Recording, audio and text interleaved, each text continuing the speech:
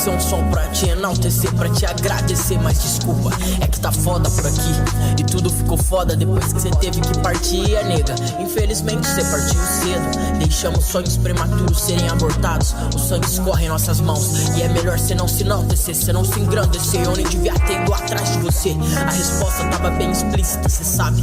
Eu não sigo a risco meu destino. Eu faço essa parada aqui desde menino. Na real eu mesmo traço meu destino. Frieza no raciocínio, mas um dia cê vai voltar atrás, dizendo que tá arrependido e que se pudesse não faria mais. Mas sua hora já deu, o jogo virou, os tempos mudaram. Então primo, entra no carro, vamos fugir dessa cidade. Eu tô cansado dessas neuras, cansado de passar necessidade. Quando eu era pequeno disseram que o mundo era meu, então vamos buscar essa porra. Estilo Alibaba e os 40 ladrões, andando pelas mentes como Jesus andava pelas multidões. Mas sai de cima do muro, primo, cê sabe como é. Quer viver pouco como um rei ou tão muito como um Zé.